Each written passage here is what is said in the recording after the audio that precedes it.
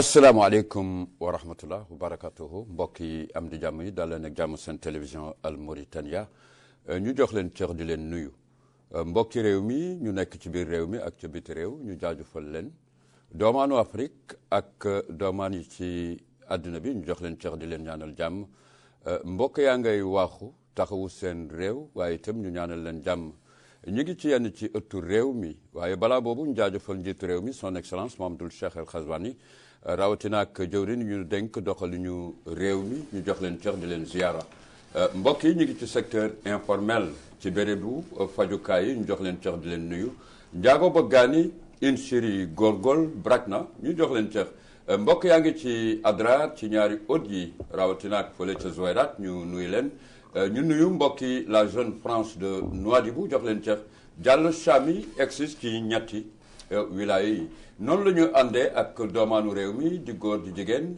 seen émission penc mi àllarba bu jot Ibrahima Idriss di leen ko présenté ñu ànd nag di teg loxo doomaanu réew mi nga xam ni ñi ngi yëngu kenn ku nekk ca fi la yàlla xiir ñu bëgge ko ndaxte réew noonu la mu am solo lool mbokk yi am di jàmm yi moo tax ma dalal mbokk yi nga xam ni ñi ngi yëngatu ci fànnu tàggat yaram yi fànnu sport ñu dalal AMPSF di l'association mauritanienne pour la promotion du sport féminin ki leen jiite di madame Tabara Gaye teew ci studio bi ñu jox ko cër di ko ziara mi ngi ànd ak Abdoulaye Diouf kii nag ancien basketteur la ci réew mi kenn dootu ko présenté vraiment ci le monde sportif de la République islamique de Mauritanie mu nekk membre ci fédération mauritanienne de basketball ñu bégg ko di ko dalal jàmm à côté de Aïchatou Ahmed une jeune fille vraiment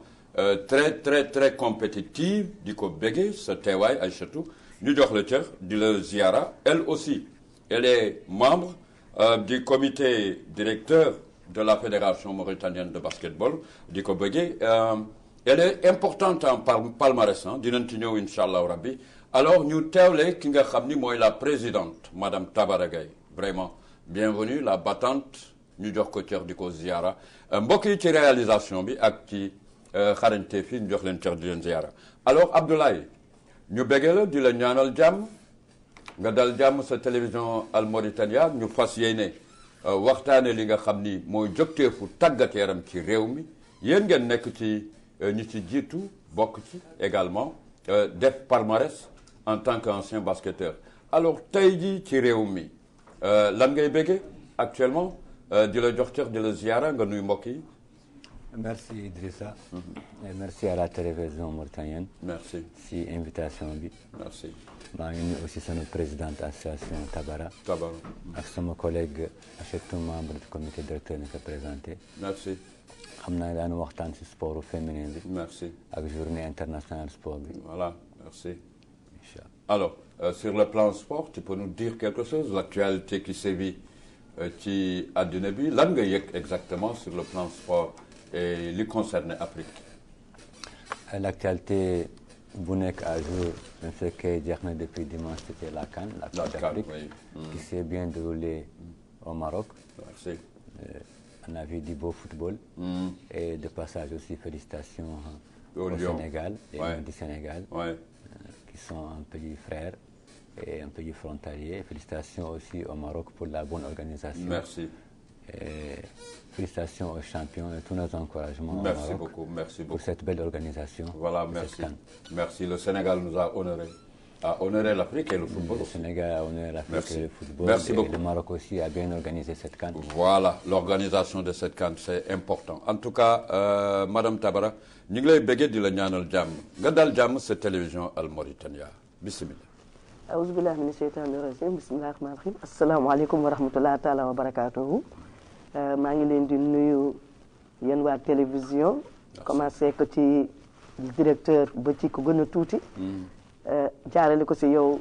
Ibrahima Idriss. merci. di nuyu waa kër gi yëpp di nuyu ñu nuy seetaan ñi. di leen ziare di leen dox seen wàccuwaay di leen souhaiter at bu bees bi yal na nekk atum naataange. yal na yàlla def jàmm si réew mi def ko ci mboolem jullit. allahumma amiin. ñu feebar ñi yal na leen yàlla may wér.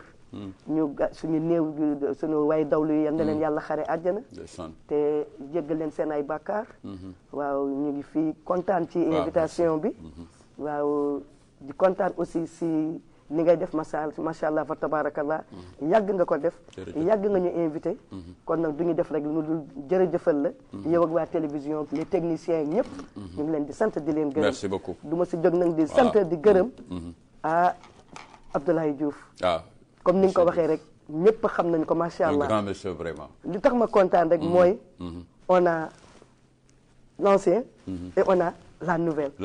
On a 2 catégories. ñu nekk fi te ñëpp xam ci sport bi. ñëpp dem ci ba mu jeex. ki amul lu mu deful daf ma accompagner comme ni nga ma accompagner yow. daf ma mas a accompagner. qui est la même chose. Elle est présidente de l'amicale des étudiantes. Ah oui. À l'université de Nouakchott. Toujours mu organiser. Où il y a le sport là-dedans. Voilà barki démb lañ jógee université. Merci. yore fa résultat yu satisfaisant encore. Merci. Peut-être que daañu ci ñëw. Merci Aïchatou.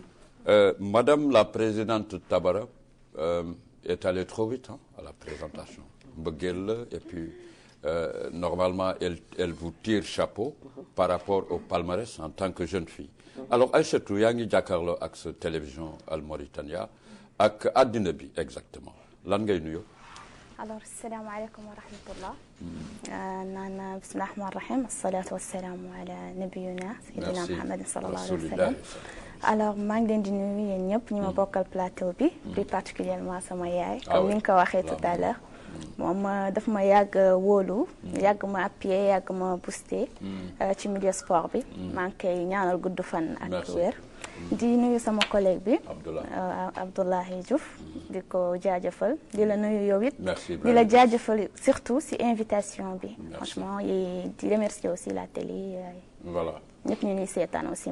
Voilà, merci, c'est important vraiment. Une jeune fille, palmarès pour am solo, Aïchatou, vraiment merci. War nañu mën am confiance ci non seulement le sport mauritanien, mais l'engagement et la participation des jeunes, surtout des jeunes filles, dans le sport. Dinañ ci ñëw ak madame la présidente, ñu xool nat keroog ba muy door mu metti lool. Kenn gëmu la alors il y a eu des premiers alliés comme l'exemple de Abdallah ak ñenn ñi nga xam ni ils ont cru à ça aujourd'hui madame Tabara nga féliciter les Lions du Sénégal c'est important parce que c'est une actualité boo xam ni concerne nañu ça a bougé à Nouakchott en Mauritanie alors pourquoi selon toi à travers le sport mais xam nga sport dafa bari lu muy def déjà cohésion sociale bi déjà ànd bi da ngay joxe exemple Sénégal bi nga wax boo gisee si accueil les Lions mais y avait l'opposition y avait tout le monde te ba bërki démb ñu ngi saagante ñu ngi waxante ñu lu nekk ñoom ci seen biir gouvernement bi ñu ngi waxante lu nekk mais sport bi dafa tax ñoom ñëpp ñu nekk benn booloo sport yaa mën a boole fii aussi ñoom ñëpp nekk benn àndandoo effectivement Mauritanie macha allah te du Mauritanie yëpp de Afrique yëpp la wala dans le monde même au Maroc da nga gis Marocains yi ñëw féliciter Sénégalais yi xoolal loolu rek fair play boobu am macha allah fa tabarakallah sport rek moo ko mën leneen mënu ko yaa ngi koy sentir également en tant que sportif oui Aïchatou également bien sûr ça a vibré ça a grave vibré non c'était beau football c'était magnifique franchement merci alors madame la présidente yaa ngi fi teew démb nga taxaw li nga xam ni mooy tàggat yaram ci aji jigéen ñi exactement foo ci toll exactement donte ne ay at yaa ngi ci combien d'années maintenant bon yàgg na parce que déjà sama fonction rek ma nekk professeur d'éducation physique et sportive loolu déjà yàgg na ak mandarga biti réew aussi waaw GTCF Confédès ndax professeur bi moo njëkk a nekk moom laa njëkk a nekk balaa loolu joueuse laa njëkk a nekk la première femme professeur d'éducation physique et sportive de la Mauritanie waaw ñu formé ma bitim réew muy Allemagne mais balaa may dem bitim réew fekk na boobu maa ngi cheminé ak lii ñuy Abdoulaye Diouf ñuy joué ak ñoom ñu nekk cadet yi fu ñu tasee ñoom ñu dóor ñu fu ñu mas a tasee ñoom ñu dóor ñu ba sama arcade bii toj boobu demaguma Allemagne de ah oui voilà les années 80 avant oui les années 80 boobu demaguma Allemagne ñu taseeg ñoom contre attaque fëgg ma sama arcade bi toj. te fekk booba dañu ma waxoon naa réviser. man ma daw daal en quelque sorte ñu yónni ma rek ma daw ba maison de jeu rek dem di jouer keroog bi ma ñëwee ci suuf. sama yaay ngi ci kaw loo Samba yore indi ma. ñoom on avait l'entraîneur Thieng ñu defal ma ci jële yóbbu ma hôpital. non dispensaire musée ñu ñaw ko. ci suuf sama yaram yëpp ngi fees ak deret. sama yaay taxaw naan waa tabara moom du ñëw dekkal séeréer bi. alors que yaa ngi ci terrain. fu mu nekk bu mu ma gisee ak deret ji. est-ce que mu ni tere mu bañ bàyyi mu gis. waaw bàyyi mu gis. ñu yéegee ba si kaw. voilà kooku loolu lu yàgg la. ma jóge si dem nañ bitim réew jàng dellu si. bi ma dellu see yàlla def ma nekk ministère. ba tey bi ma dellu see. ma ànd ak ci ñeneen ak moromam yi. ak suñu doyen Youssouf Fall mu nekk sama directeur. nekk sama mentor. ak Lo Samba Yoro ñooñu ñëpp ànd ak ñun. ak les d'autres entraîneurs yi nga xam ne nekkatuñu fi léegi. effectivement ndeysaan. ñu ngi si këru dëgg. ñoom Sayer wax rahmatulah léegi nekkoon sama entraîneur. ñoom ñëpp beaucoup fait pour le sport. ils ont beaucoup fait. ñu nekk ci. bay mujj en 2009 lu ñuy wax CONFEJES. ñu koy wax conférence la confédération. conférence des ministres. yu ministres yi jeunesse et sport. des états et des gouvernements yi nga xam ne français la ñuy wax. waaw léegi nag sax léegi dañu ko gàttal pour wax. waxatuñu des états et des gouvernements ayant le français en partage mais dañuy wax léegi de la francophonie. pour gàttal. nga xam ne Youssouf Fall et suñu SG nekkoon na fa. au cœur de la CONFEJES. def mandat ba mu jeex. mu jël retraite. waa CONFEJES demandé suñu pays. ni dañu bëgg sa Mauritanien qui a fait un excellent travail. dañu leen di ñaan ngeen prolonger. retraite mu mën a defaat beneen mandat. effectivement. waa Sénégal ñaan ko waa bitim réew yëpp CONFEJES ñëpp a xam nañu les pays de la francophonie. de Afrique rek. ñëpp a ñaanandoo ko ndax liggéey bu mu def bu extraordinaire. kooku mooy président fédération actuellement de basketball. nekkoon sama directeur. nekkoon sama professeur bi may jàng fii. nekkoon sama kii chargé de mission. nekkoon conseiller technique sport. loolu yëpp booba maag Diouf mi ñu ngi ànd di cheminer. mu yàgg ma conseiller yàgg ànd ak ma. ànd bu yàgg dëgg la. dëgg la. di ma jox ay conseils lu ma war a def mu ni ma lii. lu may def dama koy woo laaj ko. c'est vrai c'est mon petit frère. mais dama koy laaj te conseil bu ma jox du ma si mës a jug. effectivement et lui aussi a été un grand basketteur. international.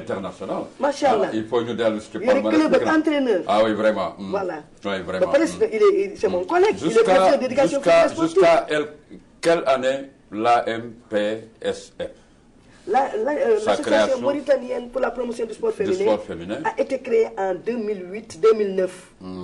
Et je suis membre fondatrice, fondatrice propriétaire, et présidente de l'association mauritanienne pour la promotion du sport féminin. rahmatullah bari na ñu ma si doon dimbali ñoom Oulouma ñoom ñëpp. ñoom ñi Moustapha Saleh Camara ñëpp daal vraiment dimbali nañu ma si. mais yombul xam nga monsieur Abdoulaye.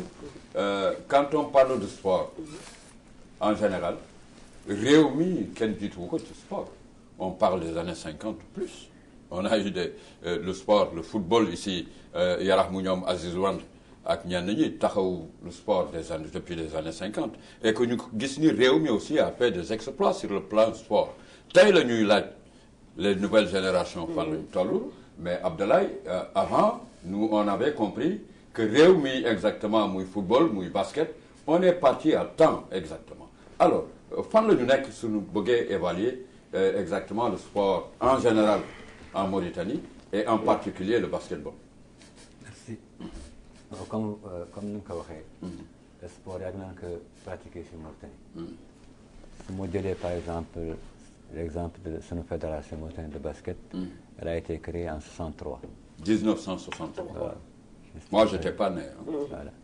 C'est-à-dire 3 ans après l'indépendance. Merci. Et aussi à la fédération de football. Encore, c'est... Oui, les mêmes années. Ouais. Et il y a la pratique du sport, comme tu dis, ça fait très longtemps que je pratique ici en Mauritanie. Sport, il y a football, il y a basket, il y a athlétisme, il y a volleyball. Donc, si je regarde aussi le basket, mun naa évaluer sport bi wala basket bi. basket bi ñun daawoon nañu am équipe nationale yu baax. les années 60. et je me rappelle bien que je crois que la première participation d'une équipe de basket c'était en 1961.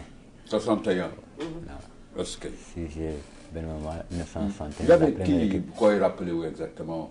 ouais. Il y avait Losamba Gambi. Il y avait Gabriel Ati. Il y avait Losamba Yero. Il y avait aussi Cheikh Sadbou Kamara, professeur, paix à son âme. Il y avait d'autres. Il y avait d'autres.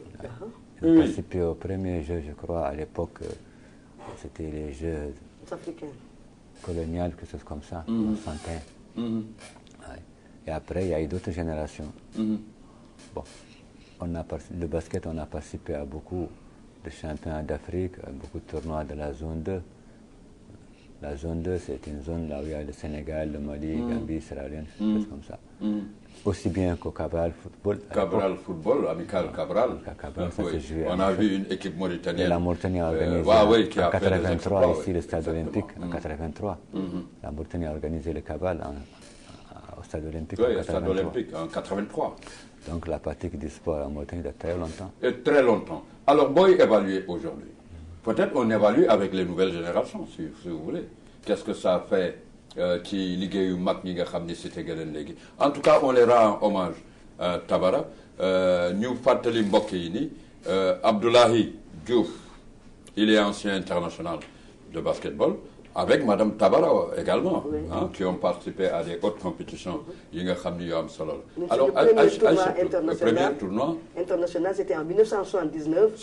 On est parti en Guinée-Conakry jouer la Coupe d'Afrique. Je peux dire que c'était la Coupe d'Afrique. Oui.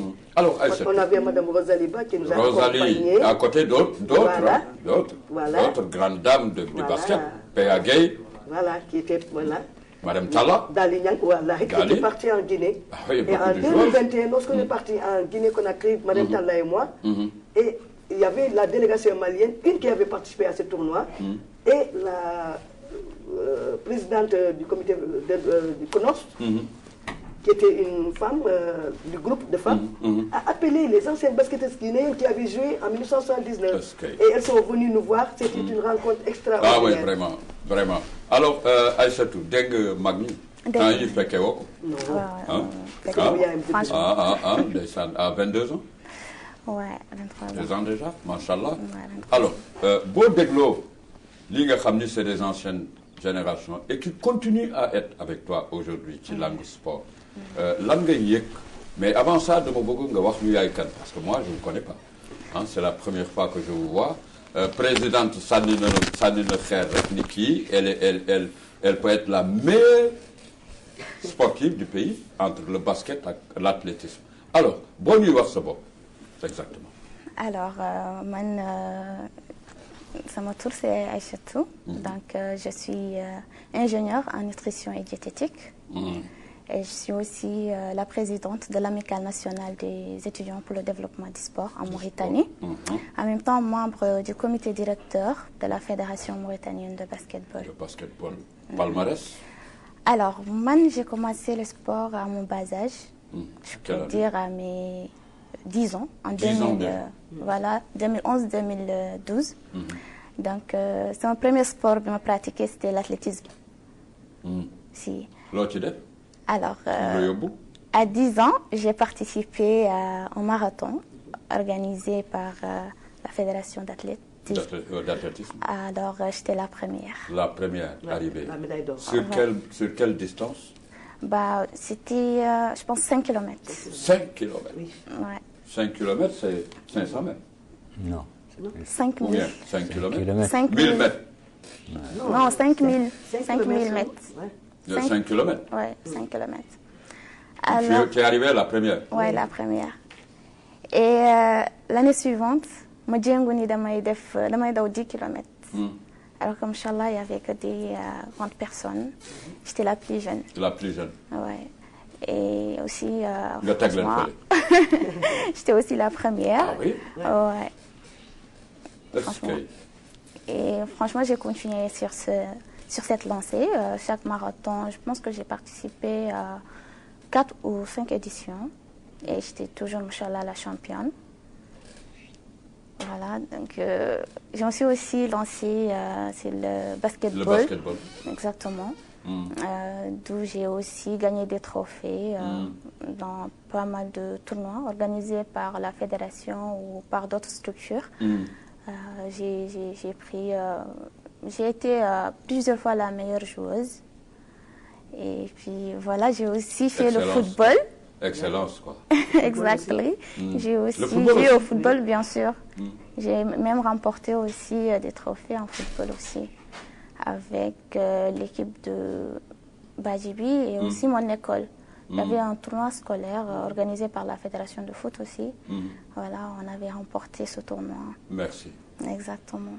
Merci. Donc, je peux dire que moi, polyvalente là, palmarès pour normal selon toi. Hein. En tout cas, selon moi, bravo à toi. Bravo. Oui. Tous ces résultats qu'elle vient de dire, j'étais là. Et nous rendons hommage à son entraîneur qui est Badjibi. Exactement. Badjibi, qui l'a toujours accompagné dès son bas âge. Qui l'a mené, qui l'a ramené et qui l'a toujours suivi. Xam nga nag suñu réew Abdoulaye mérité na lii parce que boo leen expliquer fu sport jaar ci yenn ci discipline yi football comme le basket ak yooyu athlétisme da ngay gis ni yàgg na daal ci réew mi et que certains grands hommes et à côté des grandes dames se sont beaucoup donnés pour arriver à ce résultat-là exactement.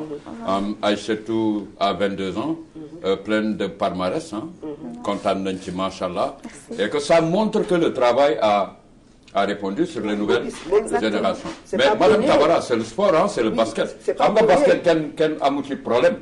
C'est pas pour rien qu'elle est dans le comité directeur. Mais pourquoi arriver dans le football, féminin, mu yéex exactement? Qu'est-ce qui s'est passé? Alors, boo ñuy nattal non seulement le sport féminin, mais le football féminin exactement. Fan lañ ci tollu ci réew mi. Ibrahima, actuellement, le football féminin, je peux dire que ça évolue. Mais pourquoi? C'est maintenant. Parce que les années, comme vous l'a dit, le football féminin n'a pas existé très tôt. Les disciplines qui ont existé dans le domaine féminin, c'est les disciplines qu'avait cité Diouf. Bon, si vous voulez, je me répète, s'il y avait le basket, le basket, l'athlétisme, les arts martiaux aussi, il y a des filles qui pratiquaient, parce qu'ils sont allés en compétition très tôt, et même le handisport. Le football a existé. Les porteurs d'handicap, non? Oui, bien sûr. Ils ont participé. Bon, le football a existé dans les années, il y a de CFI, il y avait Yaba qui avait ce football, on était ensemble, et il y avait la banque, la BMC, la banque, Abbas. Oui, il y avait même un championnat de football féminin qui avait eu lieu. Ok. Oui. Ok. Mais actuellement... Mais pourquoi ça traîne? Non. Actuellement, mais on peut dire qu'il y a une évolution. Oui, parce que le football a participé à des trucs internationaux, à des compétitions internationales. Récemment, on a organisé un tournoi et il y avait tous les pays de l'Afrique qui étaient là, et pas de l'Afrique, du tiers-monde qui étaient là. Ça ne fait même pas 5 mois, je pense. Ça, c'est le football qui avait organisé. Au contraire, maintenant, je peux dire que le football évolue plus que... Évolue avec... pourquoi alors? Il y a le ministère... des sports, écoute, tu sais, le ministère des Sports, la fédération de football. Voilà, surtout la fédération. De football féminin ou la fédération de football. Mais je pense que fédération de football féminin amour. Non, c'est la fédération montagnière de football. La seule qui gère le tout, qui gère le tout. Ok. Mais tu sais, pourquoi les autres disciplines, on peut dire que le football avance plus que les autres disciplines. Tu sais que l'infrastructure est très importante. L'infrastructure. Et que, bon, tu vois, on organise le foot au niveau international, on l'organise ici en Mauritanie. Mais nous, est-ce que vous savez que nous n'avons pas de terrain réglementaire pour organiser le football, le basket, une salle omnisport, on peut dire, une salle omnisport, qui répond aux normes. Mais Tabara, il faut nous taxaw monsieur Abdallah. Oui, il y a une évolution pour le moment. Mauritanie, de amul salle omnisport. Pour le basket et... Pas seulement le basket. Non, il y en a eu mais c'est culturel, tout peut être dans cette salle. Mais avec le nouveau ministre que nous avons, nous le remercions, nous le félicitons, parce qu'il y a comment dirais-je, pratiquement, les terrains ont été rénovés. Oui, am na un programme d'urgence pour Nouakchott et voilà. tout ça. Et il y a une salle de 400 places aussi. Nous sommes très contentes. Le stade de Sapra récemment. Voilà, tout ceci, on est très contentes. Mais, il y a un mais. Parce que nous sommes indépendants. Notre pays n'est pas indépendant, n'a pas eu son indépendance maintenant. Nous avons eu notre indépendance avec tous les pays africains depuis 1960. En même temps. Donc nous devions dépasser. Waruñu d'accord yeneen réew yi di ñu dépasser. Yeneen réew yi dépassé nañu C'est infrastructure. C'est vrai, mais nous demandons à notre ministre, au gouvernement, au président de la République. C'est vrai, cette salle de 400 places, c'est bon, mais nous voulons dépasser cela pour pouvoir abriter des compétitions internationales. Non, parce qu'au minimum, tout ce que vous avez fait sur le sport. Au minimum, et nous avons fait des doléances, des plaidoyers à plusieurs reprises. Tu as les photos et tout. Toutes les fédérations, surtout le basket, et les autres se sont joints à nous pour faire des doléances. Nous voulons cette salle omnisport, qui n'est pas seulement pour le basket, ni pour le handball, ni pour le volley, mais pour tous les sports. Les disciplines. Regarde, il y a une compétition. Quand il y a la pluie, même s'il y a les ministres et tout, même s'il y a les ministres et tout, avec les invités, non, ils sont obligés d'arrêter. Ils sont obligés d'arrêter. On est obligé d'arrêter. S'il y a le vent, on est obligé d'arrêter. Mais si on avait cette salle omnisport, mais la salle est fermée. Les filles peuvent pratiquer actuellement ici. Parlant des filles, nous savons que nous sommes un pays 100% musulman et que nous devons pratiquer le sport. Il y a des gens, oui, il y a des tabous. Parfois, les gens nous disent, mais il faudrait que vous ayez une salle fermée pour que vous, les femmes, vous pratiquiez seules. C'est vrai, ils le disent, mais si on avait une salle fermée, toute la population, toutes les femmes pourront pratiquer. Celles qui ne veulent pas jouer, ne vont pas jouer. Pourquoi ils peuvent les voir, mais elles pourront pratiquer, elles pourront se mouvoir. Mais est-ce que les jeunes filles s'engagent, ñu ngi engagé wu ci football féminin? Bah, bien sûr, bien sûr. Franchement, comme nous sama yaay ji waxee, il est temps de promouvoir le sport. Surtout infrastructure. Exactement, surtout côté infrastructure. On en a vraiment besoin. À l'université, vous en avez? Déjà, bah, à l'université, si, mais c'est pas. Voilà, c'est pas trop bien. C'est en plein air, je pense aussi. Ouais, c'est aussi en plein air. Du coup, franchement, war nañ taxaw ci loolu. Mais boo xool tabou yi exactement, Madame Tabara. Oui. Man tenue laa njëkk xalaat. Voilà. Les tenues, comment les femmes se comportent pour jouer au football. Bon, tu vois, en tout cas, le sport, de manière internationale, n'a pas interdit, n'interdit pas que les femmes mettent le mouchoir de tête ou bien quelque chose, se couvrent la tête, que les femmes mettent, comment on appelle ça? Les body. Hein? Les collants. Les collants. Les trucs. Les bas. Les bas aussi. Et mettre le tenue. Et jouer le football. Et jouer le football de toutes les disciplines. Elles sont parties jouer en Arabie Saoudite. Nos filles sont parties jouer en Arabie Saoudite, mais elles sont couvertes. Ah oui? Oui, on a nos filles qui jouent au basket, elles sont couvertes. Oui. Il y a d'autres filles qui ne sont pas couvertes parce qu'elles disent qu'elles n'ont pas les moyens d'acheter des trucs, etc. Peut-être qu'on aura l'occasion d'en parler, ou de parler peut-être avec le club. Parce que le tournoi qui a eu lieu récemment, le camp de basket, organisé, oui. La directrice du MASEF, je ne sais pas, ou du ministère de l'Éducation, a demandé à ce que les femmes se protègent pour jouer. Elle dit elle est venue, il m'a appelé, je suis venu, il tire à la race. Il y a une qui s'est protégée et qui jouait très bien, ma fille, ma nièce. La 12 là. Exemple, oui, elle m'a dit, qui joue. Mais alors, il y a une régler exactement. Tu sais, les régler, c'est pas très, très facile. Pourquoi? Parce que les filles sont dans leur club. Et les clubs, est-ce que les clubs ont les moyens de donner à ces filles-là, de leur protéger, de leur donner des tenues adéquates? Ah, mais il le faut. Hein. Pour venir il jouer. Le faut, surtout.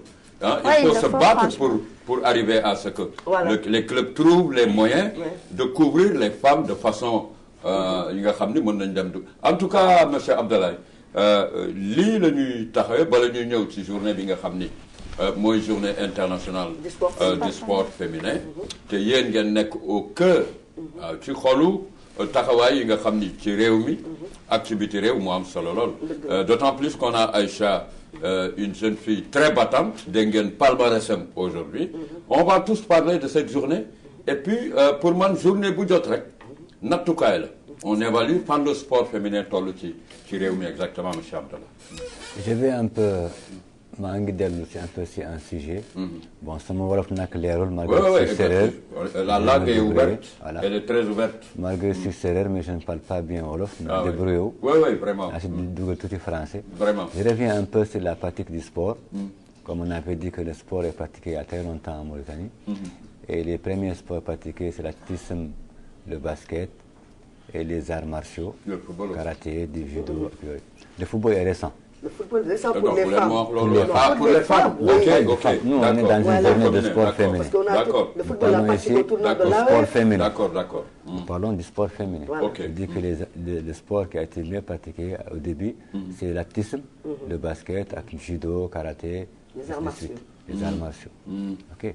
Et là, elle a parlé des anciennes basketteuses, comme les Dali Nyang, Rosalie, Aïda Gaïdoroso, Aïda, les autres là, Khadijatou Khan, Poulo et elle, cette génération de basketteuses. À l'époque, pour faire du sport, elle a déjà raconté ça, Tabara. C'était tabou qu'une fille même fasse du sport, ouais. n'est-ce pas? Mais je crois qu'on a dépassé ça maintenant. Léegi dépasse nañ ko. Ah, on a Ouais. très loin même. Maintenant, actuellement, on revient au football qui est récent, le football féminin, qui se pratique maintenant. Il y a les Morabitoun, ils ont l'équipe nationale féminine, il y a toutes les catégories, U20, U17. Et ça se pratique, ils ont un championnat féminin de football, comme le championnat de basket ou comme les trucs karaté et tout. Mais je vais revenir un peu sur les infrastructures sportives. Xam nga infrastructures sportives yi, c'est vrai, dafa manqué. Nous, on a toujours réclamé, tous les sportifs, toutes les fédérations, que ce soit football, basket, handball, les infrastructures sportives manquent. Ouais. C'est-à-dire que fu ñu toll tey dañu waroon am, elle a parlé de la salle, c'est ça, c'était notre doléance au niveau de la fédération de basket. Et une salle, c'est pas seulement pour la fédération de basket, une salle omnisport. Omnipratique du basket, du volleyball, du handball, les arts martiaux, karaté, judo, ainsi de suite, et même du football en salle. Maintenant, il y a le football salle. Voilà. Donc une salle, il faut. Et là, je vais encore remercier le ministère de l'autonomisation, de la jeunesse, de l'emploi, des sports et de l'action civique. Parce que aussi, pour cette réhabilitation des stades que vous voyez, je peux dire qu'aujourd'hui, dans toute la Mauritanie, il n'y a pas une région où il n'y a pas un stade de football qui est gazonné ou en tapis. Dans toutes les régions. Ouais. Dans toutes les régions de la Mauritanie, il y a des stades. Certes, on peut dire que ce n'est pas les stades que nous voyons en Europe, mais quand même, dans toute la Mauritanie, il n'y a pas une région, il n'y a pas un stade. Il y a un stade gazonné. C'est par exemple le stade de Ramadan de Rosso. Vous connaissez bien, un stade mythique qui a été gazonné et puis il y a les tribunes et tout. Ah oui, vraiment. Le stade de Sabkha récemment. Récemment, oui. Que le président de la République, son excellence, Nouakchott Ouest, Nouakchott Nord, Nouakchott Sud, partout. Le stade de Sabkha récemment. Même à l'intérieur du pays aussi. Le stade de Sabkha est un exemple. Ça a été réhabilité. Son excellence, monsieur le président Hamad Cheikh Ghazouani l'a inauguré. Il y a un terrain de football qui est gazonné et Sabkha, c'est une grande mouqata. Ah oui, agglomération. Voilà. Et les jeunes pourront faire du sport. Il y a aussi des terrains de basket là-bas et des terrains de handball. Il y en a dans toutes les régions. Il y en a à El Mina et quelque part. Voilà. Maintenant, qu'est-ce qu'il reste? Oui, mais on a parlé de salles. Et le ministère aussi a un projet pour construire 3 salles. Je crois que une salle à Arafat, elle est déjà... Arafat, en cours de... Elle est déjà en cours. Voilà, la salle d'Arafat, c'est une salle de 600 ou 1000 places. Et une autre salle qui est prévue à Kifa. À Kifa, oui. Et une autre salle qui est prévue à Kahedi. Kahedi, Gorgol, oui. Voilà. Donc ça, c'est une salle. Cette salle-là, elle est faite pour le basket, le handball, toutes les disciplines. Le handball peut se jouer dans la salle, le basket, le volleyball, l'art martiaux et tout. Voilà, 3 salles. En plus, c'est que les réhabilitations qui ont été faites par le ministère. Par exemple, si vous prenez l'ancienne maison de jeunes, les terrains ont été réhabilités. Il y a des tapis et des panneaux. Voilà. Donc, nous remercions de passage le ministère de l'autonomisation, de la jeunesse, de l'emploi, et du sport et de l'action civique. Mais aussi, nous demandons toujours aussi, la construction d'une autre salle, peut-être plus grande que ces salles dans l'avenir, une salle de 20 000 ou 30 000 places. Et il n'y a pas que le basket, même si vous voyez que le football est très développé, même en Mauritanie, avec la Fédération mauritanienne de football, mais nous n'avons que 2 ou 3 stades. Le stade de Cheikh Awel Boudia qui est bien, le stade olympique et le stade de Toujini. Mais nous voulons encore d'autres stades plus grands, des stades comme ce qu'on a vu au Maroc. Accueillir la Coupe d'Afrique. Voilà. Bien sûr, pourquoi pas. Tu es prête? Bien sûr. Réumi, où est-ce que Coupe d'Afrique? Bien sûr. Si aujourd'hui le Maroc, Abdallah Dogoumala, réussir cette Coupe d'Afrique, c'est sur le plan infrastructure. Infrastructure sportive. Tu gis nga le football fu mu mën a yóbbu réew. Boo xoolee le Sénégal qui est un pays voisin aujourd'hui. En fait, ils nous ont honorés. Hein. Ça passe dans beaucoup d'angles, qui angle yu bare lay jaar. Économie, éducation, évolution sportive. Ak yenn yu bare. Xoolal par exemple, qui fait quoi? Chacun qui fait quelque chose trouve son compte dans cette victoire du Sénégal. N'est-ce pas? Xam nga booy jaay dara barki bi nga génni ak ful bi loo jaay mu jar. Démb Dakar loo jaay mu jar. Chacun se fait son compte. Exactement. Loolu mooy aspect économique bi nga xam ni haute compétition yi mën na ko indi ci réew. Exactement, monsieur Abdallah. Bien sûr. Voilà. Non, c'est parfait. Xam nga pour organiser ay Coupe d'Afrique wala ay yeneen manifestation la Coupe d'Afrique basket championnat, il faut des infrastructures. Ce qu'on a vu au Maroc, c'est un exemple. Un exemple. On a vu cette Coupe d'Afrique dans toutes les régions. Il y a de très grands stades qui n'ont rien à envier à des stades qui sont en Europe. Vraiment. Partout. Donc, pour organiser, il faut avoir des infrastructures sportives. Ça, c'est très important. Des stades, des hôtels et tout cela. C'est important. Alors, mbokk yi. nous allons, Inch'Allah, organiser une Coupe d'Afrique en Mauritanie. Je pense que le ministre a compris. Oui, vraiment. Il a compris et que aspiration yi nga xam ni sportif yi am nañ ko ci réew mi. Vraiment, on constate qu'il y a l'engagement et je vous assure que ça va répondre pour un jour arriver à la hauteur du Sénégal, un champion d'Afrique. Un pays que nous félicitons, les Lions, vraiment nous les félicitons, avec leur fédération, exactement. Xam nga ndamu Sénégal, ndamu réew mi la. Loolu moom c'est automatique. Ça montre les relations très poussées entre les deux pays. Ku xool barki bi que réaction yi partout en Mauritanie vraiment vraiment contenté am na ak mbégte. Alors madame la présidente du ma dem te je ne remercie pas une grande dame en tout cas madame Kandji. Voilà, la déléguée. Elle devait être là. La déléguée régionale. Kooku moom vraiment on a besoin de plein de dames comme ça dans le milieu sportif. Et le délégué régional Nord-Ouest, du ministère. Du même ministère. Du ministère, oui, du ministère de l'organisation. Vraiment.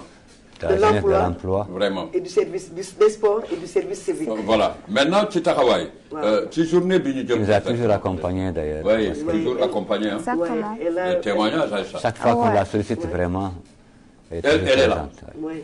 Tout récemment aussi, elle nous a appuyé sur nos déplacements de Noirondef à Saint-Louis. Ah oui? Franchement, oui. Elle a été là pour nous et franchement... Elle met la main dans sa poche. Même exactement. Si le ministère ne fait rien, elle met sa main dans la poche. Ay, bravo, allez. Regarde, la Confégès, par exemple, cette journée que nous voulons organiser, c'est la journée internationale du sport féminin qui a lieu chaque année.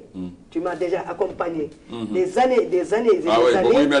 Avec, je ne sais rien de rendre hommage, avec maman Aïssata Kane, qui était la présidente au niveau de la francophonie, qui m'a rappelé toujours, Madame Tabara, attention, la journée approche, 24 janvier.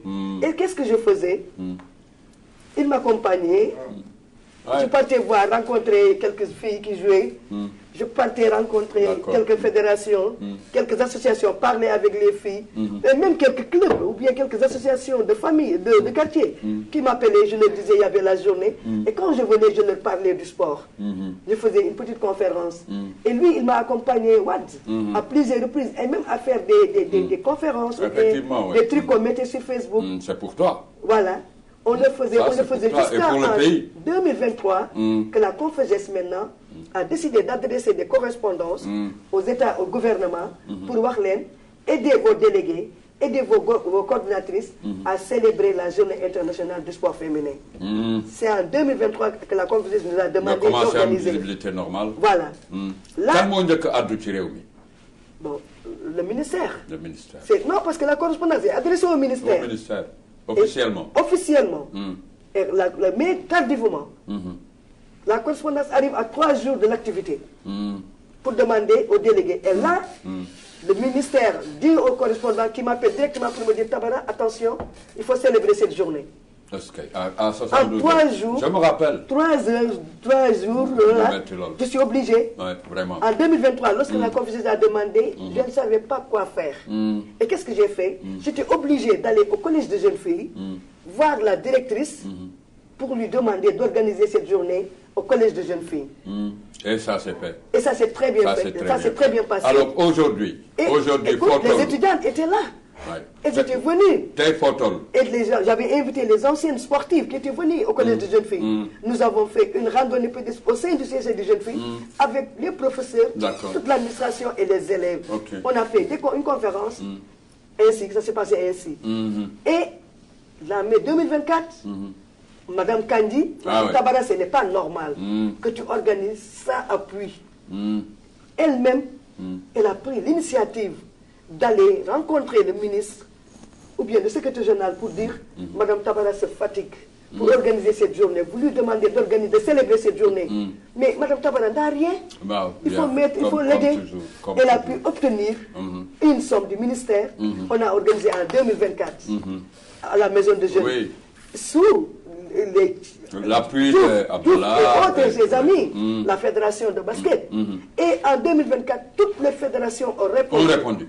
Et on a fait des démonstrations. Et Tazias, qui m'avait invité en 2023 pour le 8 mars. Que nous saluons. Hein? Oui, qui m'avait invité le 8 mars 2023. Mais parce que nous publions Tazias. Non, je veux dire que... Tazias a mis la main, ok. Non, je veux dire que Tazias a vu les images. D'accord. Et m'a posé la question. D'accord. Cette activité, est-ce que vous pouvez le faire à Tazias? J'ai dit oui. D'accord. Et c'est pour cela que, maintenant cette journée, Tazias s'est approprié aussi de cette journée pour l'organiser. C'est pour nous aider seulement à fêter cette journée, à célébrer cette journée. Et sa visibilité aussi, c'est important. Parce que c'est dans le sport. Alors 2026, qu'est-ce qu'on attend pour cette journée? On va faire un tour, Abdallah, pour ça, à moins que je vais un peu intervenir aussi parce que nous parlons de la pratique du sport. Et de passage aussi, le gouvernement mauritanien a mis en place des lois par le ministère de l'autonomisation des jeunes. Parce que ces fédérations sont régies par ces fédérations sont régies par des lois. Par exemple, les fédérations sont des associations régies par la loi 2021-04 du 10 février 2021 relative aux associations, aux fondations et aux réseaux, et la loi numéro 2016-029 du 24 juillet 2016, modifiée par la loi 2021-11 du 15 juillet 2021, portant l'organisation et développement de l'éducation physique et des sports. Légaliser. Donc le gouvernement mauritanien a légalisé le sport par des lois. Le ministère aussi de l'autonomisation des jeunes de l'emploi et des sports et de l'action civique est chargé du suivi de ces... Voilà. Tout peut se faire. Donc là, parce que c'est fédération. C'est important. Donc la pratique du sport est régie par des lois. Et le sport, et surtout la pratique du sport féminin comme le sport des hommes. Oui. Tous les sports. Donc les filles, les femmes et les filles font du sport. Exactement. Voilà. Maintenant, je pense que... C'est l'application. L'application, d'accord. Voilà. Il y a un problème? Il y a un problème. Parce que dans les années passées, l'éducation physique était obligatoire. Oui. Mais actuellement, on dit que c'est facultatif pour les filles, pour les femmes. C'est au choix. C'est au choix ou bien il y a même un blocus. Il n'y a pas de blocus. L'éducation physique est pratiquée dans l'établissement. Peut-être que nous sommes des enseignants aussi d'éducation physique. Nous déplorons aussi le manque d'infrastructures dans les établissements. Dans les établissements Vous scolaires. voyez par exemple, et pourtant la loi exige la pratique du sport chez les filles et les garçons et la pratique du sport dans les établissements scolaires aussi. Mais nous, on en a Parce fait qu'il y a même une beaucoup. fédération de sport scolaire. Mais dans les stades, dans les écoles, À l'époque. le sport était même élite. Voilà. Ci biir discipline yi. Si vous prenez le lycée de Nouakchott, Dafa par exemple, changé le loolu. lycée national par exemple, les infrastructures étaient dans les lycées. Dans les lycées. Il y a un terrain de basket, un football. Au lycée de Rosso, Au lycée de également. Rosso. Oui, oui. Voilà. Et de passage, comme vous avez dit, lycée de Rosso aussi, paix à notre doyen. Tatou. Tatou Fall, Sa qui a famille enseigné aussi. beaucoup de gens en éducation Ouais, physique. Paul Tcherno également. Ouais, Falterno aussi. Que nous saluons au passage. Enfin, Donc, je disais que pour la pratique du sport, le sport est pratiqué dans les milieux scolaires. Mais ce que nous déplorons, c'est que dans ces établissements maintenant, tu ne trouves plus d'infrastructures sportives. Les gens, ils font les cours d'éducation physique, mais ils le font en dehors de l'établissement. Il faut ñu génn école bi pour Ñu xool benn bayaar rek ñu def fa. waaw loolu nag lii nag ministre bi war na ko dégg. Mais ça, c'est le ministère de l'Éducation dans le nationale. programme de l'école Et le ministère de l'Éducation nationale. Ouais. Ça, c'est le ministère de l'Éducation nationale. Normalement, dans chaque collège qu'on construit une école, il faut prévoir des infrastructures sportives Voilà. à l'intérieur même de l'établissement pour la sécurité des enfants et pour la pratique du sport à l'intérieur même de l'établissement. Dafa bokk Mais ci souvent, école on voyait républicaine. en collège ou en lycée, les gens pratiquent, l'enseignant, il a un emploi de temps d'éducation physique des heures, mais ils le font à côté, c'est Ben Bayal, Ah non, c'est pas. où les voitures passent Alors, et tout. je Mais vais à un l'université peu, Non, voilà, non, non. je vais un peu rebondir sur ce que mes supérieurs Ouais, ont dit, que le sport est négligé, et Négligé. voilà, un peu facultatif. Alors, di wax tamit que ni d'une part, si, parce que damay gis ni parents yi ils privent leurs enfants à pratiquer le sport. Ouais, j'en ai Parents vu yi. assez. Est-ce que lijjanti nga lu tax exactement. Ouais, parce que genre dañu yaakaar ni sport c'est un danger pour surtout les filles, plus particulièrement. Les C'est un filles. danger pour les filles. Alors moi, je dis juste que le sport, genre c'est une activité. da ngay ngay ñaax. Voilà, fi surtout mu ne parents nii yaa yi. ngi wax ak waajur yi exactement. Waajur yi les parents surtout. waaw exact Voilà. loolu leen bëgg a wax exact. Voilà. dama leen bëggoon wax ni que le sport, c'est une activité qui permet de garder le corps déjà en bonne santé En bonne santé. et surtout l'esprit équilibré. Gis nga booy pratiquer sport comme on dit tout le temps, un esprit sain dans un cœur sain. booy pratiquer sport, non seulement da ngay am wér-gu-yaram, mais da ngay am lii di doole, lii di xel, et surtout la Loo jàng mu discipline. dugg. Voilà, surtout la également. discipline. am na solo. Voilà, am donc na solo. voilà, donc nañu bàyyi xale yi di pratiquer sport. Et surtout damay gis ay Am na xale yu koppar. talentueux. Il y a beaucoup Bien d'argent, sûr, non? bien sûr, le sport mën na ubbil vraiment. xale yi de genre des opportunités, pas mal d'opportunités. Merci. Voilà, ça peut ouvrir les portes et Merci. tout. Donc franchement, nañu bàyyi xale yi pratiquer sport. C'est pas une Voilà. question de destruction ou déperdition scolaire, non, au contraire. Au contraire. Voilà. waajur yi kenn ci jeune fille yu réew mi def ci jaar xam lan la. moo tax elle fait appel aux autres. yeneen aji soxna yi tout tànk yi ñëw fekk si la ci langue gi yow ak ñeneen parce que am na solo. alors madame Tabara rapidement 10 minutes dañuy dem rapidement ci journée yi. les journées exactement. Voilà. Innovation yi ak lan ngeen ci jublu exactement. Voilà léegi journée bi bon comme ni ma la ko waxee rek on a appelé toutes les fédérations. Les fédérations waaw on a confondues 15 toutes les. fédérations qui ont répondu. Ba Marie dina ñëw. Ah? La Lyon. Marie. waaw Marie dina ñëw Marie Judo. La Lyon, oui. Oui. Ah. Toutes les fédérations ont répondu à notre appel. On a commencé tout d'abord à se réunir avec les présidentes des commissions féminines. Commission féminine waaw de chaque liggéeyu délégué bi rek. D'accord. liggéeyu Fatimata Kandji Sy. D'accord, oui. mu ne ma Tabara mieux vaut qu'on commence par les présidentes des commissions féminines. On les appelle pour ñu mettre leen dans le bain. D'accord. ñu bokk ak ñun affaire bi. D'accord. bu ñu bàyyi rek ba 3 jours yi conférencier du yónnee lettre. ñu soog a jóg. nañu jóg bien avant. moo tax gis nga ziar bi dama su jóge rek ñëw. Effectivement ñëw. directement la jóge ñëw fekk ñu nekk réunion. yow bu ñuy réunir néewuloo yaa ngi si yoon bi moo tax fekkeewuloo ko. Effectivement. mais bi ma demandé Diouf. mu jox ma ay ni ma loolu lu baax la. mën nga contacter kii mën nga contacter kii. comme ni ko doyen Youssouf Fall defee. comme ni ko Mariam Talla defee. et Mariam Talla s'est déplacée et elle est venue. Madame Talla ku C'est la baax. vice-présidente du Elle est comité très engagée. olympique. Très engagée. Représenter aussi le football. maa ngi koy jeex. Et ancienne basketteuse. tegaguma ko loxo je la cherche elle. Ah non, il devait venir. Ah oui, vraiment. Effectivement. Ils ont réunion à la fédération de football actuellement. Ils ont réunion à la fédération de football. D'accord. Et ancien basketeuse aussi. Hein. Ah oui, vraiment. Oui, elle a été à Guinée-Conakry. Alors, qui bire activité là? Football, il y a tout d'abord les arts martiaux. Il y a le Vovinam. Vovinam, Vodao. Il y a le Kung Fu. Il y a le judo. Il y a le karaté. Il y a le kickboxing. Il y a qui dañu ko bàyyi woon jeu d'échecs. yuuxu nee na pourquoi kenn du ko si boole. Parce qu'elle a des champions en jeu d'échecs. Merci. Nous avons le tennis de table. Nous avons le tennis par terre. Toutes elles ont répondu. Nous avons le cyclisme. Et pratiqué par les femmes. Pratiqué par les femmes. Nous avons le cyclisme. Exactement. Nous avons le cyclisme. Nous avons l'athlétisme. Nous avons le handball.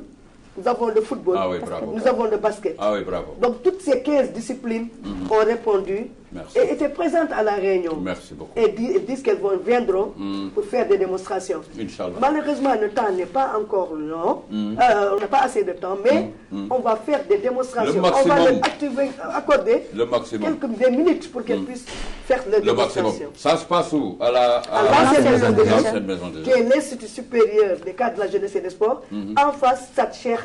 Au terrain de basket. Ok, à quelle heure? À partir de 16h, nous voulons que les gens viennent pour que nous puissions commencer à temps. Ok, d'accord. Donc 16h30, si tout le monde est là, à 17h, on donne le programme. On démarre. Et puis, on démarre. Nous ne voulons pas démarrer après 17h. Pour réunir une capacité sur le plan sport. Et nous appelons toutes les femmes. Merci, oui, vraiment. Voilà. Nous appelons la première dame. Il faut Mounion, Abdallah. Nous avons adressé une correspondance au premier à la instance. À la primature, parce que nous avons une le premier ministère. Oui, nous avons une conseillère là-bas. Ah oui. Indo?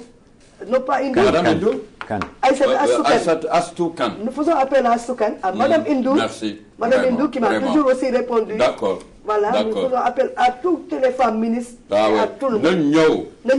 C'est la fête du sport féminin. C'est aussi les hommes, mais nous ne pouvons rien faire. Les hommes sont toujours à côté. Voilà. Merci. Lolo Amnosala, Abdallah. Je vais terminer par féliciter mon collègue, la présidente de l'association pour la promotion du sport féminin qui est Tabara, qu'on ne présente plus. Vraiment, c'est une combattante du sport en général et particulièrement du sport féminin. Témoigné par les hommes. Ah non, ça c'est tous les sportifs qui le savent. Oui. Et c'est une combattante du sport en général et particulièrement du sport féminin par le canal de son association, l'association pour la promotion du sport féminin. Merci. Ces activités qu'elle organise annuellement. Merci. Comme il vous a dit, elle fait du basket, handball, cyclisme, toutes ces disciplines qu'elle a. Et vraiment, elle a besoin d'être accompagnée, aidée, ça je l'ai dit. Surtout. Et même subventionnée, si je peux dire. Parce que vraiment, elle fait la promotion du sport féminin. D'ailleurs, quand vous la voyez, elle va vous prendre pendant 2 heures de temps, elle va vous parler comme elle a parlé comme ça, que du sport. Et vraiment, aussi, on sait qu'elle est sportive, ancienne basketteuse et tout. Et même, j'ai vu encore, Yarahmou, son mari est sportif aussi. Il ne peut pas sortir de l'émission sans parler de lui. On a cité beaucoup de gens du sport. Paix à son âme, M. Tanibot qui est présentateur sportif. Ah oui, vraiment. Donc nous remercions Tabara et pour ses activités chaque année dans ce domaine du sport, où il y a du basket et tout. Et nous lui souhaitons bonne chance pour son association et tout son bureau, et tous ses membres. Merci, Abdallah. Et tous les gens qui sont à côté d'elle et qui l'accompagnent. Merci. En tout cas, au niveau de la fédération de basket aussi, nous l'accompagnons, comme on l'a dit, avec notre président, M. Fall Youssouf. Et je parle en présente Achetou aussi, qui est la plus jeune d'ailleurs membre du comité directeur. Exactement. En tout cas, la fédération de basket l'accompagne. Merci. Merci. Dans ce domaine. Merci. Merci. Une grande figure du basket. Et du sport de manière générale aussi. Voilà. Parce qu'il est professeur d'éducation physique. Non, moi je retiens le basket quoi. Voilà. Moi quand je le regarde, damay dem quoi. Nous avons une surprise dans cette journée. Très classe, hein. Qui va arriver? C'est une surprise en tout cas. Ah bon? On veut que les gens viennent pour découvrir cette surprise. Elle vient de l'étranger, rien que pour venir assister à cette journée. Voilà. Aïcha, alors, émotion et préparatif pour journée, qu'est-ce que ça fait exactement? alors déjà dañuy kontaan ci journée bi nga xam ne dañ ko jagleel jigéen ñi surtout c'est une journée de sensibilisation pour voilà favoriser ou aider les filles et les encourager surtout à pratiquer les sports sans peur. Donc c'est déjà... Ça passe aussi par la cohésion sociale. Et surtout, bien sûr. Même la vision unité nationale avec Benno, ça peut passer par... Bien sûr, c'est déjà une avancée. Et je saurais terminer sans féliciter notre maman. La présidente. Exactement. Tabara. La présidente Tabara. nga xam ni yàgg na genre monument la ci sport surtout mauritanienne yàgg na nu taxawu yàgg na promouvoir surtout sport féminin donc franchement ñoo ngi koy remercier ci taxawaay bi voilà sans oublier Thio aussi il a beaucoup fait pour les sports voilà le grand surtout aussi de remercier Fall Youssouf comme il l'a bien dit le président de la fédération mauritanienne du basketball un grand homme du basket c'est ça du sport aussi franchement je ne saurais terminer sans le remercier ci def taxawaayam na dara ci yow def na dara ci man ça c'est sûr franchement mais les universitaires là est-ce que nangu nañu sport sport je peux dire que féminin ou tout le monde sport à l'université je peux dire que c'est pas vraiment ça parce que man ba ma ñëwee université ci laa créé club bi di association bi parce qu'il y avait même pas d'association sportive ba ma ñëwee laa gis ni que voilà il n'y avait pas ci laa créé cette association pour le développement du sport et plus particulièrement pour les filles. Seulement les filles non ça évolue exactement ça évolue. Infrastructure am na. Bon, si. Ça va pas tellement, mais ça va. Et voilà, j'ai pu créer deux équipes, une équipe féminine et une équipe masculine. Elle a créé. Ouais. Non, elle a créé deux associations. Mais infrastructure. À l'université, à l'université de Nouakchott, il y a des infrastructures. Seulement yow ce problème mooy ci établissement yi nga xam ni. Non, je parle d'établissement en général. Même à l'université de Nouakchott, il y a des infrastructures sportives. Il y a 2 terrains de basket et un terrain de football. Mais pour moi, ça doit être encore plus que ça. Plus que ça. Parce que l'université, quand même, oui, vraiment. Il y a beaucoup d'étudiants. Et ils viennent d'organiser d'ailleurs récemment la journée. Ils viennent d'organiser récemment une journée de sport universitaire. Une semaine même, c'est pas une journée, une semaine, oui. Il y avait du basket, football, athlétisme et tout. Merci. Mais il peut être la clé de toute activité, le sport. Exactement. Tu as vu le bon Hamni? Ou bien sport, tout peut se faire après. Voilà. Tabara, présente, nous allons le terminer. Sans pour autant remercier, qu'on a fait du sport, le barré, le président du comité olympique. Ah oui? Voilà, il fait beaucoup. Il est présent. Dans tous les sports. Parfait. Dans tous les sports, machallah. Merci. Nous le remercions. Merci. Douma Fatenan, qui le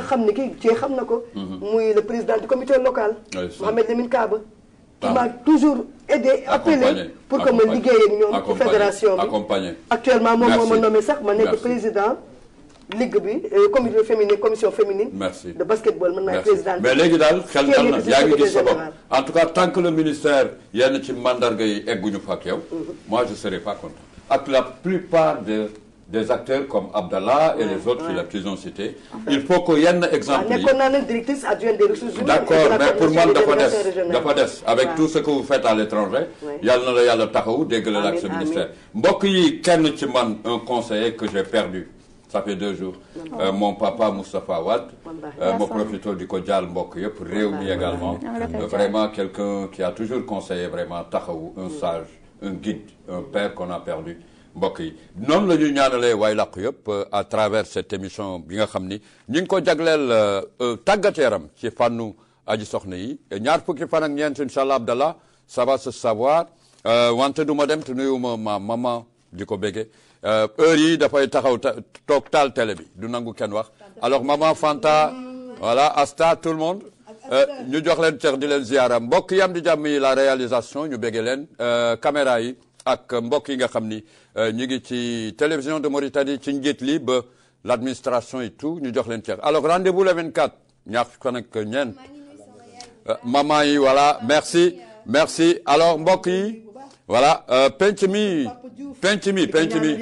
ñu jox leen cër di leen ziyaara àllarba incha allah yeneenu toogaay mbindeefu réew mi ak yeneen xeeti waxtaan incha allahu rabbi bi jaayil Mustafa al Karim Seydina Muhammad mbokk yi ñu jox leen cër di leen ziyaara asalaamaaleykum wa rahmatullah wa barakatuh